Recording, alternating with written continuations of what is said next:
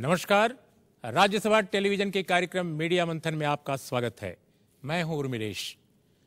Media मंथन में आज हम बात करेंगे आरटीआई और भारतीय मीडिया। सूचना के अधिकार कानून का भारतीय मीडिया में कितना इस्तेमाल हो रहा है, इसकी कितनी उपयोगिता है, इसकी कितनी प्रासंगिकता है और इससे मीडिया ने देश को, समाज को, जनता को कितना दिया है, इस विषय पर बातचीत करने के लिए आज हमारे साथ हैं चार खास मेहमान। हमारे साथ हैं आउटलुक के एडिटर इन चीफ कृष्णा प्रसाद, हमारे साथ हैं आरटीआई कार्यकर्ता वेंकटेश नायक, हमारे साथ हैं इंडियन एक्सप्रेस के वरिष्ठ सहायक संपादक श्यामलाल यादव और हमारे साथ हैं रायपुर से देशबंधु ग्रुप के ओनर, प्रकाशक और प्रधान संपादक ललित सुरजन साहब। हम चारों मेहमानों का स्वागत करते हैं, लेकिन बातचीत करने से पहले देखते हैं इस मसले से जुड़ी एक खास कहानी। सूचना का अधिकार अधिनियम पारित होने के साथ ही शासकीय गोपनीयता कानून के मायने लगभग खत्म हो गए। जिन फाइल और दस्तावेजों को गोपनीय बताकर सरकार जनता की नजरों से अब तक बचाती रही, उन्हें पब्लिक डोमेन में लाना आसान हो गया। आरटीआई को इसलिए शुरू से ही सबसे ज्यादा मीडिया के साथ जोड़कर देखा गया। कई पत्रकारों ने आरटीआई के आधार पर बेहतरीन स्टोरी की और इस वजह से कुछ दिलचस्प आंकड़े लोगों के सामने आए। लेकिन यह प्रैक्टिस इलेक्ट्रॉनिक मीडिया में लगभग नादारा दिखती है। असल में टीवी मीडिया में खबर ब्रेक करने की जो भूख है, उस लिहाज से उसे रोज नई नई खबरों की खुराक चाहिए। खबरों की गति तेज है, जबकि आरटीआई एक धीमी प्रक्रिया है। अगर जवाब की अपील करनी पड़ी तो महीनों लग जाते हैं। इस तरह आरटीआई एक ऐसे समय में आई जब पत्रकारिता से धैर्य की विदाई हो रही है। यही वजह है कि ज्यादातर मीडिया समूह आरटीआई को कारगर हथियार नहीं बना पाए हैं। जो कुछ रिपोर्टिंग हो रही है वो किसी पत्रकार की निजी कोशिश का नतीजा होती है या फिर किसी आरटीआई कार्यकर्ता के रास्ते मीडिया उस जानकारी को लपकता है। इसमें कोई संदेह नहीं कि मीडिया में आरटीआई से निकली सूचना से घपलेबाजों पर एक दबाव बना है, लेकिन ये प्रैक्टिस बंद नहीं हुई है। असल में जिस सूचना युग में आरटीआई ने कानून का रूप लिया, उसमें यह कहा गया कि सूचना ही शक्ति है। लेकिन सूचना के आधार पर कोई एक्शन भले ना हो, लेकिन अगर आपके पास सूचना है तो आप शक्तिशाली हैं। ऐसे में मीडिया की बड़ी जिम्मेदारी है कि आरटीआई से हासिल सूचना को ठीक तरीके से समाज के बीच पेश करें ताकि उसका सही उपयोग हो सके। दिलीप खान, राज्यसभा टीवी। बातचीत की शुरुआत हम श्यामलाल आपसे करते हैं। जब से ये कानून आया है हमारे देश में, तब से भारतीय मीडिया ने इस कानून का इस्तेमाल, इसकी उपयोगिता, इसकी प्रासंगिकता को किस तरह आजमाया है कि कितना धनवान, कितना ताकतवर मीडिया इस कानून के जरिए हुआ है? देखिए, मैं एक बात बार बार कहता हूं कि जैसे भारत में कोई मीडिया कानून नहीं है। Article 19(1)(a) of the constitution, it is media कानून जो वाक और अभिव्यक्ति की आज़ादी देता है। मेरा मानना है, और मानना नहीं है, मैंने इसको साबित किया है जो मैं काम कर रहा हूं आरटीआई के जरिए, कि वाक और अभिव्यक्ति की आज़ादी के बाद आरटीआई कानून मीडिया को एम्पावर करने वाला सबसे बड़ा कानून अब तक आया है आज़ादी के बाद से। और मैं आपको बता दूं कि अब तक हमने पहले अपने पुराने ऑर्गेनाइजेशन में और नए ऑर्गेनाइजेशन में कुल मिलाकर 3000 से ज़्यादा आरटीआई फाइल की होगी। और ये मोटे तौर पर मेरा रिकॉर्ड है कि इस देश में ऐसा कोई गवर्नमेंट डिपार्टमेंट नहीं है जहां मेरी आरटीआई ना पहुंची हो। मेरी जानकारी में, हो सकता है कोई छूट गया हो। बहुत सारी हमने ऐसी इम्पैक्ट मेकिंग स्टोरीज़ की हैं जिन पर आपने अभी आप जिक्र कर रहे थे। मंत्रियों का विदेश दौरा, ये आप एक देखते होंगे हैबिट, हर 3-4 साल में ऑस्टेरिटी मेजर्स अपनाए जाते हैं। कहानियों पर हम बाद में आएंगे, लेकिन मैं ये जानना चाहता हूँ, जैसे आपने कहा कि आपने लगभग हर क्षेत्र में, डिपार्टमेंट में, हर ओहदेदार के दफ्तर में आरटीआई दाखिल करी। ये आपका एक निजी इनिशिएटिव या पहलकदमी थी या संस्थान की तरफ से ये पहल थी? तो संस्थागत और व्यक्तिगत ये दोनों प्रयासों में क्या रहा? नहीं, ये संस्थागत पहल पर शुरू की गई थी, लेकिन बाद में हमने उसको उनकी बात को तरीके से अपने अच्छे ढंग से अमल में लाना शुरू किया। लेकिन जो आप शुरू में बात कर रहे थे, ये सचमुच चिंता की बात है कि मीडिया ने इस अस्त्र का उपयोग बड़े पैमाने पर नहीं किया। मीडिया डिपेंडेंट है। वेंकटेश नायक जी जैसे या दूसरे जो एनजीओ के जो लोग हैं, जो कॉमन मैन है, जो इन्फॉर्मेशन निकाल रहे हैं, वो ला करके मीडिया को देते हैं। सुभाष अग्रवाल जी हैं, आप देखते हैं, एक साधारण से कपड़े के व्यापारी हैं। उन्होंने कितना बड़ा काम किया कि जजेज, हाई कोर्ट और सुप्रीम कोर्ट के जजेज ने अपने एसेट्स डिक्लेयर किए।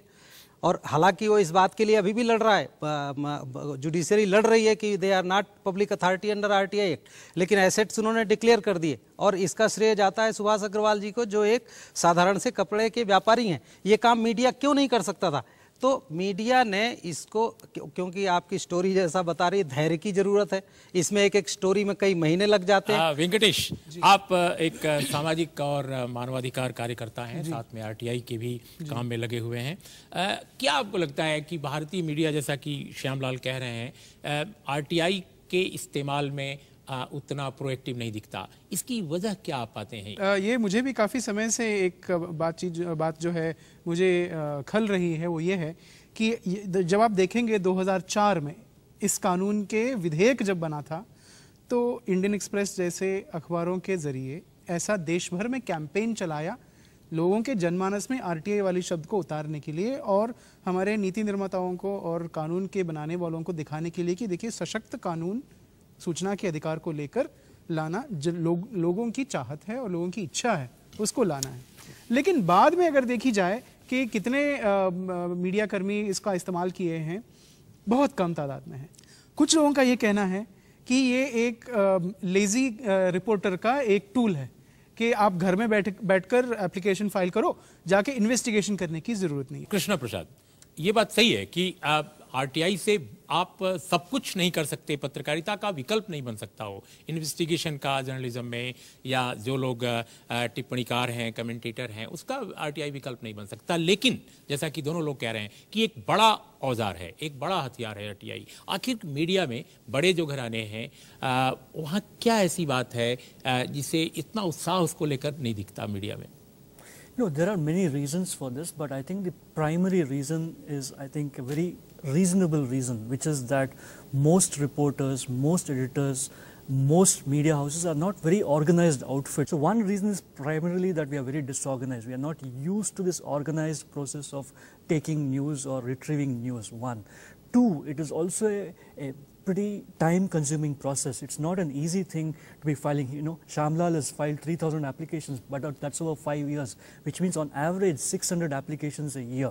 You know, which means about 50 applications a month, which means about more than one application a day. So that really means that you have to spend all your days of your month and weeks and years just filing applications. So it is time-consuming.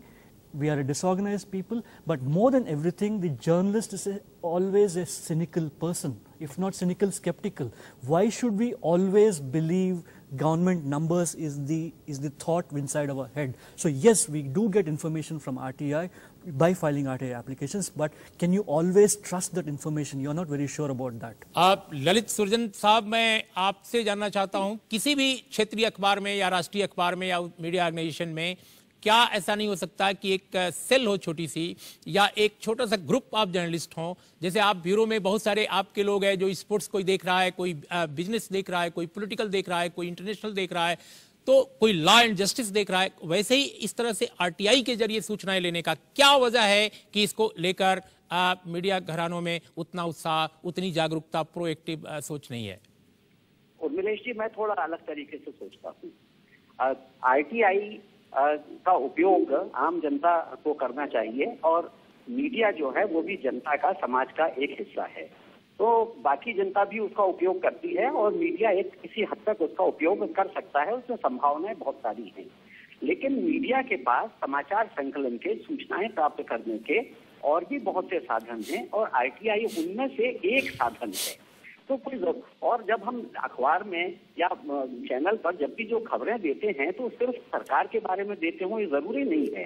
तो हमारी अपनी प्राथमिकताएं भी होती हैं, और हमेशा हम सिर्फ सरकार के ही खिलाफ सूचनाएं जुटाते रहें और उसके बारे में ही लिखते रहें, जरूरी नहीं है। हमको बहुत सारी एक सामान्य जो पाठक है हमारा, उसकी जरूरतों का ध्यान रखते हुए चीजें संकलित करना पड़ती हैं। तो एक माध्यम है आरटीआई। दूसरी बात, मेरा कहना यह है कि आरटीआई का जो इस वक्त मीडिया में उपयोग हो रहा है, वो ज्यादातर प्रशासनिक अनियमितताओं को उजागर करने में हो रहा है, जबकि मेरा मानना है कि आरटीआई का उपयोग हमको नीतिगत मसलों को उठाने में करना चाहिए। लेकिन शायद ऐसा है कि जब आप प्रशासनिक अनियमितताएं और भ्रष्टाचार और घपले और इन सब चीजों को उठाते हैं, तो वो ज्यादा आकर्षक होता है, और उससे आपकी जो मीडिया की लोकप्रियता बढ़ती है, आपके माध्यम की, शायद इस वजह से आप करते हैं। लेकिन ललित जी मैं बीच में सर आपको रोक रहा हूं और एक मेरी जिज्ञासा ये है कि क्या ऐसा लगता है कि जो इंडियन मीडिया में अभी टेलीविजन की पत्रकारिता है, जो खबरों को लेकर सुबह से लेकर के रात तक जुटी रहती है और जिससे डेली अखबार भी प्रभावित हो रहे हैं जिस मानसिकता से, वहां चूंकि फटाफट खबरों का दौर है और एक ऐसा दौर है जब तरह तरह की खबरें, कई बार ऐसी खबरें भी जिनसे कोई मतलब जिनका नहीं है जनता के लिए, समाज के लिए, वे खबरें भी बहुत डोमिनेंट हो जाती हैं एक बुलेटिन में। तो इस दौर में सूचना और ज्ञान देने की जो एक प्राथमिक जिम्मेदारी डेली अखबारों की है या किसी साप्ताहिक की है या मीडिया ऑर्गेनाइजेशन में और जो फोरम्स हो सकते हैं उनकी है, उससे कहीं ना कहीं कॉन्ट्रडिक्शन खड़ा होता है फटाफट खबरों के कारण। नहीं, मुझे उर्मिलेश जी, मुझे ऐसा नहीं लगता। मीडिया की अपनी प्राथमिकताएं होती हैं और वो अच्छी है, सही है, गलत है, अपनी अपनी प्राथमिकताएं, हर एक जो मीडिया एक जो भी माध्यम है सबकी अपनी अपनी प्राथमिकताएं हैं और उनमें से आईटीआई का कौन कितना उपयोग करना चाहता है ये सबकी अपनी अपनी फिलॉसफी पर निर्भर करता है, सबकी अपनी अपनी सोच पर निर्भर करता है कि हम पाठकों को या कि दर्शकों को कितनी सूचनाएं देना चाहते हैं। और सिर्फ उसको, क्योंकि आईटीआई देखिए बुनियादी तौर पर सिर्फ सरकार से संबंधित सूचनाओं का मामला है, सरकार के जो तीनों अंग हैं उनसे संबंधित सूचनाओं का मामला है, लेकिन उसके बाहर भी दुनिया बहुत बड़ी है, तो उसके लिए थोड़ी आपको आईटीआई की जरूरत पड़ती है। तो आईटीआई का एक सीमा के भीतर ही उपयोग हो सकता है। जी कृष्ण प्रसाद, आप कुछ कह रहे हैं? I completely agree with him, but I'll also add one more aspect to this, which is that we in the media, it'll be a very boring media if we are only doing stories through RTI. It'll be a very boring media. And I think I take his point very well that this is only one of many tools that journalists can use. It's not the only tool, one. Secondly, in our lives now, the state is receding from our lives. The RTI really puts the state on the map. What happens to private players? They are just going away scot-free. And that's where the larger number of scams are taking place too. हम इस चर्चा को जारी रखेंगे लेकिन एक छोटे से विराम के बाद।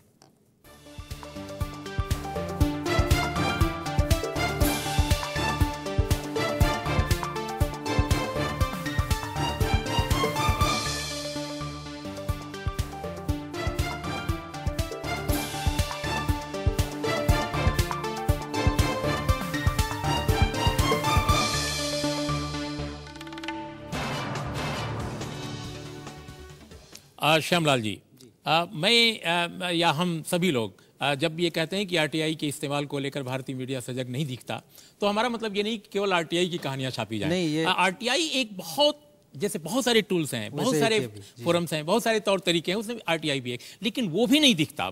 ये एक प्रश्न है, मेरा भी क्या आप सहमत हैं इससे? और मैं संक्षेप में ललित जी और कृष्ण प्रसाद साहब दोनों की बातों से सहमत हुए। हम ये कहाँ कह रहे हैं कि आप सारा काम बंद करके सिर्फ आरटीआई करिए, लेकिन आरटीआई के जरिए अगर ये स्टोरी निकलती है कि 183 जीओएम बने यूपीए 1 से और यूपीए 2 तक, उसमें 83 के हेड जो है वो प्रणब मुखर्जी साहब हैं, ये साधारणतः आप नहीं एक झटके में मिल सकती है ऐसी इन्फॉर्मेशन। अगर आरटीआई से मिल गई तो इसमें क्या आपने कितना टाइम वेस्ट किया।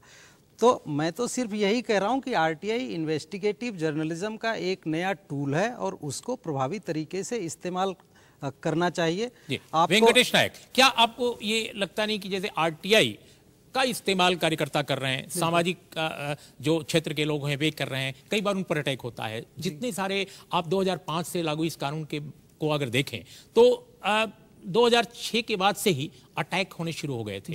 2007 में अटैक बहुत हुए, हत्याएं तक हुई और वो पूरे देश के विभिन्न पिछड़े इलाकों में हत्याएं हुई जहां लोग थे। अभी हाल में आपने देखा कि मध्य भारत में और दक्षिण भारत में कुछ हत्याएं हुई हैं। तो कुल मिलाकर ये कहना है कि एक जर्नलिस्ट जो है काफी इम्पावर्ड प्राणी है, ऐसा इम्पावर्ड प्राणी जिसके पास भले कोई कानूनी कवच ना हो, लेकिन लोग एक है भाई, अब पत्रकार है, तो अगर पत्रकार कोई इनिशिएटिव लेता है तो शायद एक आम कार्यकर्ता को जितनी दहशत का शिकार होना पड़ता है उतना पत्रकार को नहीं होना पड़ेगा। क्या आप इससे? बिल्कुल, मैं तो इससे पूरा सहमत हूँ। आप जिन के ऊपर हमले हुए हैं आप उनको देखेंगे, या तो वो बहुत ही छोटी संस्थाओं में काम करने वाले लोग हैं या फिर व्यक्तिगत रूप से काम करने वाले लोग हैं। उन पर हमला करना ज्यादा आसान होता है उन सारे ताकतों को जो पारदर्शिता नहीं चाहते और भ्रष्टाचार को दबाए रखना चाहते हैं। लेकिन एक आपका जो पहला वाला सवाल था उसका मुझे एक जवाब देना पड़ेगा कि पत्रकार ज्यादातर सूचना के अधिकार का इस्तेमाल क्यों नहीं करना चाहते। केवल वही एक कारण नहीं है या वो स्वयं कारण नहीं है। प्रतिक्रिया भी एक होती है चीज। जैसे किसी सरकारी दफ्तर में अगर पत्रकार ने आरटीआई अगर डाल लिया तो सरकारी अफसर ये कहते हैं कि ठीक है भैया, आप हमसे कानूनन सूचना मांगना चाहते हैं, आइंदा से हम आपको आरटीआई बिना डाले हुए सूचना नहीं देंगे। यानी उनके जो अनौपचारिक स्रोत जो हैं वो खत्म हो जाते हैं। ये जर्नलिस्ट का सबसे बड़ा डर है। लेकिन कृष्णा प्रसाद, अगर देखा जाए पिछले 5-7 सालों का दौर, तो जो बहुत बड़ी स्टोरीज जिन्होंने भारतीय राजनीति में, भारतीय समाज में, भारतीय अर्थनीति के क्षेत्र में एक बड़ा विवाद पैदा किया या बड़ी बहस छिड़ी, वो आमतौर पे आरटीआई से आई हुई स्टोरीज उतनी नहीं है। ठीक है, कुछ घोटाले बड़े सामने आए, आदर्श घोटाला हो या उस तरह के जो आरटीआई से आई, लेकिन जैसे किसान आत्महत्याओं की कहानी, वो कहानी जो है आरटीआई से नहीं आई, या इससे जैसे नीरा राडिया केस है, बहुत सारे इस तरह के इश्यूज हैं जिनको लोगों ने लाया समय समय पर। कुछ ऐसे इंटरव्यूज आए जिन्होंने रिवील की बहुत सारी बातें। तो कुल मिलाकर ऐसा नहीं कि आरटीआई ने कोई उसके जरिए आई हुई खबरों ने कोई ऐसा हंगामा मचा दिया देश में जिससे कि देश के राजनीति की दिशा बदलती नजर आए। आपको क्या लगता है? Correct. Oh, absolutely correct. But the point also is that RTI is not supposed to help the media. The RTI is supposed to help the Indian citizen. And what you're finding is that the Indian citizen, which includes the Indian reporter, is able to unearth some documents which are placed on record. But to take your point and question forward, the issue is that the biggest stories, the biggest scams are all unsaid, undocumented. You will never get those very big stories through RTI, and that's not the purpose of RTI. And therefore, I think this simple point is that we will do these stories, and Shyamlal Yadav really needs to be saluted for all of those stories. But the point also is that some of the big stories require legwork, they need digging up, you need to cultivate sources, and those are very critical to big stories, not just RTI. Shyamlal, एक बड़ी बात कृष्णा प्रसाद ने अभी पिछले बार कही। उन्होंने कही कि भाई आज हमारे देश में जो शासन है, जो गवर्नेंस है, उससे बड़ा जो हल्का है, जो देश को, समाज को, जनता को प्रभावित करता है, वो प्राइवेट सेक्टर है। या अगर आप एक नए शब्दों में कहें तो आजकल प्राइवेट सेक्टर और पब्लिक सेक्टर के बीच में पीपीपी जो तौर तरीके इमर्ज कर रहे हैं वहां भी है। तो अब मैं ये जानना चाहता हूं आपसे कि खासकर पीपीपी में तो आरटीआई का एक इस्तेमाल किया जा सकता है, उसके लिए, लेकिन प्राइवेट सेक्टर अगर बैंकों का लाखों हजार करोड़ रुपए अगर मारने के बाद कोई प्राइवेट सेक्टर की बड़ी कंपनी अपने को बचाए हुए है, या मान लीजिए कोई ऐसा धोखाधड़ी करती है, इसको कैसे सामने ला सकते हैं? क्या इसका कोई जरिया है? ये वेंकटेश नायक जी पीपीपी के लिए लड़ रहे हैं, और ये आप सिर्फ आरटीआई का दायरा बढ़ाने की बात कर रहे हैं, लेकिन मेरा ये कहना है कि जो गवर्नमेंट सेक्टर पर लागू है आरटीआई, क्या इससे आप उनकी अकाउंटेबिलिटी, उनमें ट्रांसपेरेंसी की बात को ख़त्म कर देंगे? उन पर कितना दबाव पिछले 7 साल में आरटीआई के जरिए बना है, ये आप समझ सकते हैं। और मैं आपको एक बात बताता हूं अपने अनुभव से कि अगर मीडिया ने इसको बहुत तरीके से यूज़ नहीं किया, आरटीआई को संभाल करके नहीं रखा, आरटीआई का इस्तेमाल करके इसकी अहमियत को नहीं समझा, तो आरटीआई एक्ट ख़त्म करने के लिए तो ब्यूरोक्रेसी चालू कर दिया है उसने काम। मैं अपने अनुभव से आपको बता रहा हूं कि मैं जो आरटीआईज पहले फाइल करता था मिनिस्ट्रीज़ में, सिमिलर वही आरटीआईज जो मैंने 6 साल पहले फाइल की, उन पर बहुत जल्दी जवाब आ गया, आज फाइल कर रहा हूँ उस पर डिनाइल आ जा रहा है। तो उन्होंने ये सीख लिया 7 साल में कि how to mishandle RTI application. इसलिए सिटीजन जो है इस देश का, जो अभी सिटीजन की आप बात कर रहे थे, सिटीजन तो 40% वो है जिसको दोनों टाइम का खाना नहीं मिलता। तो इसलिए हमारी जिम्मेदारी ज़्यादा है ये सिटीजन की आवाज़ उठाने की, और उसको हम इसके जरिए बेहतर ढंग से कर सकते हैं। मेरा सिर्फ इतना कहना। ललित सुरजन साहब जी, मैं ये जानना चाहता हूं, क्योंकि जिस इलाके से आपका अखबार छपता है और जिस इलाके की जनता में अखबार सर्कुलेट होता है वो आमतौर पे पिछड़ा इलाका है, लेकिन बहुत सजग और संवेदनशील इलाका भी है। वहां पर लोगों में सूचना के स्तर पर, जानकारी के स्तर पर आपको क्या लगता है, जो फोरम्स हैं, लोगों के मास ऑर्गेनाइजेशंस हैं, चाहे वो पॉलिटिकल फोरम्स हैं, वहां आरटीआई और मीडिया के रिश्तों के बारे में लोगों की क्या सोच है? देखिए, मैं एक दो छोटी छोटी बातें करूंगा। आरटीआई निश्चित रूप से एक सशक्त माध्यम है और रिपोर्टर्स के लिए, मीडिया के लिए, हमको सामग्री सूचनाएं जुटाने के लिए बहुत सशक्त माध्यम है, लेकिन उसकी उपयोगिता हमारे लिए सीमित है। और पत्रकार जब मेहनत करता है और उसको जैसे भीतर घुसकर अंदर तक जाकर उसकी जो खबरें जिस तरह से लाना होती हैं, उसमें एक बहुत छोटी सीमा तक ही उससे आपको मदद मिल सकती है। उसका उपयोग जितना हो सकता है वो अच्छी बात है। छत्तीसगढ़ के बारे में आपने बात की, बहुत ज्यादा उपयोग नहीं हो रहा है, और जो मेरा अपना अनुभव है, मैं ये देख रहा हूँ कि इसका उपयोग एक तो कुछ आरटीआई क्रूसेडर बन गए हैं और जिनका सारा काम ही ये हो गया है कि आरटीआई के माध्यम से सूचनाएं जुटाते रहो और फिर उसका उपयोग क्या होता है ये कोई नहीं जानता। तो आपको ये बात भी ध्यान में रखना चाहिएगा कि आज मीडिया का चरित्र कैसा है, और जब पूरे कारपोरेट पूंजी से संचालित मीडिया जो है उसमें सरकार के खिलाफ जब तक मीडिया घरानों के मालिकों का उसमें रुचि नहीं हो तब तक वो उन मामलों को नहीं उठाएंगे।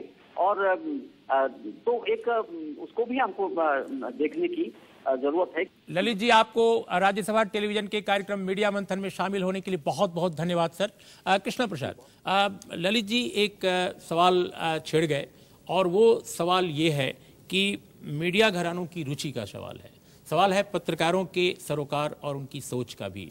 एक ट्रेंड, ठीक है, पत्रकारिता चमकीली हुई है, पेज बढ़े हैं, टेलीविज़न आया है, चैनलों की भरमार हुई है, लेकिन ये भी सही है कि एक तबका भी ऐसा है मेन स्ट्रीम जर्नलिज्म का जहाँ पे सेल्फ सेंसरशिप है, जहाँ पे नत्थी पत्रकारिता है। नत्थी पत्रकारिता से मेरा मतलब है कि एक खास ढंग की पत्रकारिता जो कुछ गोलमोल चीज़ें जरूर छापती है लेकिन जो बहुत सारे इश्यूज़ हैं उन पर फोकस नहीं करती या उनकी तरफ नहीं जाती, क्योंकि उसको लगता है कि ये ठीक नहीं है, हमारे मालिक के इंटरेस्ट को हैम्पर करने वाला है, और मालिक का इशारा बिल्कुल साफ होता है कि उसे क्या करना है क्या नहीं करना है। तो ये जो नत्थी पत्रकारिता का दौर है, ऐसे में आपके पास इंफॉर्मेशन का चाहे जितना बड़ा संसार हो उसका इस्तेमाल कोई कैसे करेगा?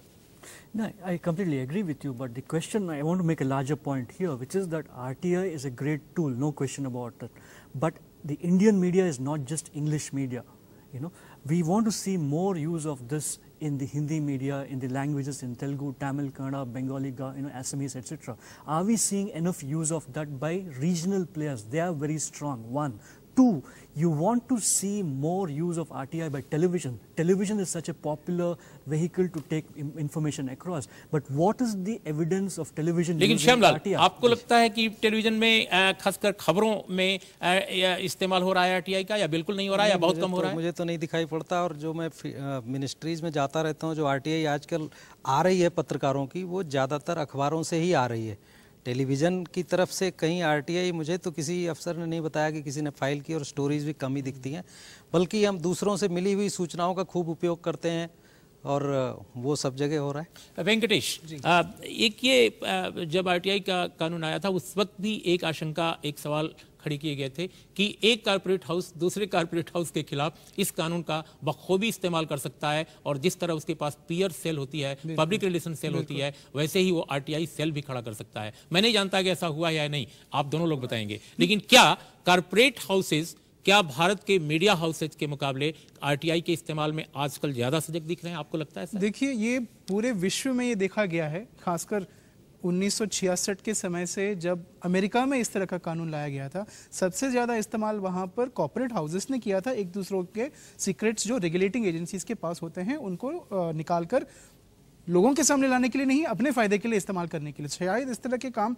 हमारे देश में भी होते रहे होंगे, लेकिन RTI को लेकर यहाँ पर एक दुविधा ये भी है नेशनल लेवल के मीडिया पर कि ज़्यादातर सारे कॉर्पोरेट हाउसेस के द्वारा ही कंट्रोल्ड है। तो क्या वो चाहते हैं, तो जब तक वहाँ ओनर के लेवल पर और चीफ एडिटर के लेवल पर जब तक पॉलिसी नहीं बनेगी कि हमारे रिपोर्टर्स को हम सपोर्ट करेंगे RTI को एक लंबे दौर पर उनके एप्लीकेशंस को सपोर्ट करने के लिए, यहाँ तक कि जब USA में जब सपोर्ट माना जाता है वो ये भी होता है कि यदि सूचना देने से इनकार किया गया तो वो कॉर्पोरेट हाउस जो मीडिया को ओन करता है वो कोर्ट में जाएगा उस आदेश के खिलाफ। श्यामलाल, आपका अनुभव क्या है इस बारे में? मेरा अनुभव यही है, जो ये बोल रहे हैं कारपोरेट वाले यूज़ कर रहे हैं, वकील लोग यूज़ कर रहे हैं अपने केसेस को एनरिच करने के लिए। डिफेंस मिनिस्ट्री में हम जाते हैं, वहाँ पर ज़्यादातर जो RTI आ रही है वो फार्मर सोल्जर्स की आ रही है या सोल्जर्स के रिश्तेदारों की आ रही है, क्योंकि उनका रिड्रेसल मैकेनिज्म ठीक से काम नहीं करता। यहीं पर मीडिया के लिए फिर RTI की अहमियत बनती है कि जनहित के लिए कौन इस्तेमाल करेगा। हम जर्नलिस्ट हैं, हम दिन भर मंत्रालयों में घूमते हैं, हमें पता है कि कहाँ क्या गड़बड़ हो रही है। और मैं आपको बताऊं, अफसरों में बहुत अच्छे लोग हैं जो मंत्रालयों से हमें तो खुद ही बताते हैं कि आप ये फाइल कर दीजिए, ये इन्फॉर्मेशन बड़ी अच्छी रहेगी, और कई हम अपने आइडियाज खुद के फाइल करते हैं, लेकिन वो भी हमें सजेस्ट करते हैं। लेकिन जिस तरह कारपोरेट हाउस दूसरे कारपोरेट हाउस के खिलाफ RTI का इस्तेमाल करते हैं, एक ब्यूरोक्रेट दूसरे ब्यूरोक्रेट या एक खेमा दूसरे ब्यूरोक्रेट खेमे के खिलाफ भी तो इस्तेमाल कर सकता है। वो कर सकता है, लेकिन हम तो जर्नलिस्ट हैं सर, हमारे लिए तो पहला फोकस आम आदमी होता है ना, तो हम उसके किसी के हाथ का औजार नहीं बनते हैं, लेकिन पब्लिक इंटरेस्ट क्या है वो तो हमें दिखाई पड़ता है ना। मैं सिर्फ ये कह रहा हूँ कि अगर कारपोरेट वाले यूज़ कर रहे हैं और वकील लोग यूज कर रहे हैं, तो मीडिया पब्लिक इंटरेस्ट में अपने न्यूज को, अपने कंटेंट को और एनरिच करने के लिए क्यों नहीं इस्तेमाल करे आरटीआई का? अभी आप पिछले दिनों यूरोप में भी गए थे आरटीआई की कॉन्फ्रेंस में, खासकर जर्नलिस्टों की। तो यूरोप के खासकर उन देशों में जहां आरटीआई का कानून पहले से है, इसका मीडिया में इस्तेमाल किस प्रकार का है? देखिए, बहुत बड़े पैमाने पर होता है। अभी मैं ब्रसेल्स गया था, वहां पर आरटीआई यूज करने वाले पत्रकारों के बड़े स्ट्रांग ग्रुप हैं। अभी 100 के करीब जर्नलिस्ट थे जहां पर 35 कंट्रीज के, और वहां पर एक नया शब्द दिया है उन्होंने, डच वर्ड है वॉबिंग। Wobbing is if a journalist uses RTI for his journalistic purpose, it is called wobbing. So I am a wobber in their term. तो वहाँ पर बड़ा स्ट्रांग ग्रुप है, और उसमें फाइनेंशियल टाइम्स और बीबीसी से लेकर के छोटे छोटे अखबारों के सब लोग थे। यहाँ पर उसका बड़ा अभाव है, आपको तभी डिस्कस कर रहे हैं, दिखाई नहीं पड़ता है। दिल्ली में 2, 4, 10 लोग यूज़ करते होंगे, छोटी जगहों पर कुछ लोग कर रहे हैं, लेकिन वैसा ऑर्गेनाइज्ड ग्रुप नहीं है, क्योंकि यहाँ पेशेंस की कमी है, जो आपने शुरू में अपनी स्टोरी में दिखाया। बाकी सब काम करते रहिए, और इतना सारा अगर पैसा आप न्यूज़ अपने कंटेंट को ये बनाने के लिए एक्सक्लूसिव और ओरिजिनल इन्वेस्ट कर रहे हैं, तो आरटीआई पर भी एक आदमी को लगा दीजिए, वो सूचनाएं खोजता रहेगा, और जब काम उनकी रेलिवेंस बनेगी तब छाप लीजिए उसको। कृष्णा प्रसाद, आरटीआई का ये दौर है, लेकिन इसके बावजूद भारत में गोपनीयता का कानून भी है, ऑफिशियल सीक्रेट एक्ट भी है। आपको क्या लगता है, आरटीआई, गोपनीयता कानून, इन दोनों के बीच में भारतीय जमहूरियत कहाँ है?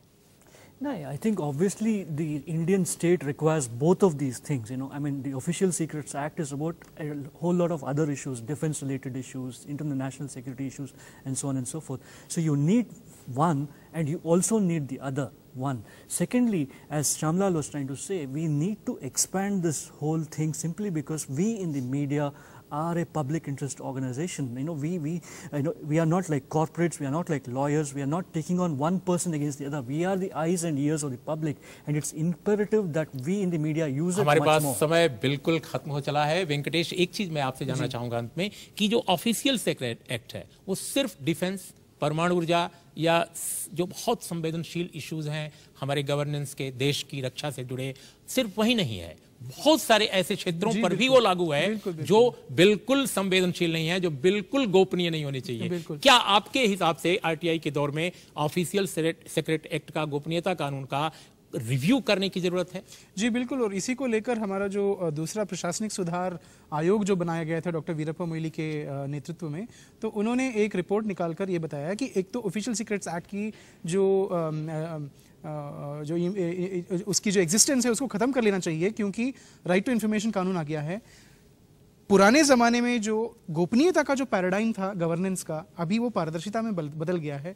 तो जो सेक्शन 8 है आरटीआई एक्ट में, उन एग्जेम्पशंस का इस्तेमाल करके आप जो गोपनीय रखना है सूचना उसको रख सकते हैं, इसको खत्म करिए। लेकिन सरकार ने ये कहा क्योंकि RTI act official secrets act को ओवरराइड करता है, इसलिए खत्म नहीं करेंगे। लेकिन ताज़ा खबर यह है कि ऑफिशियल सीक्रेट्स एक्ट को उसमें सुधार लाने के लिए और कई सारी चीजें उसमें डालने के लिए सरकार अभी भी काम कर रही है, बिल्कुल गोपनीयता से। आप तीनों मेहमानों का और हमारे साथ ललित सृजन भी जुड़े रहे, उनका भी बहुत बहुत धन्यवाद इस चर्चा में शामिल होने के लिए। नमस्कार।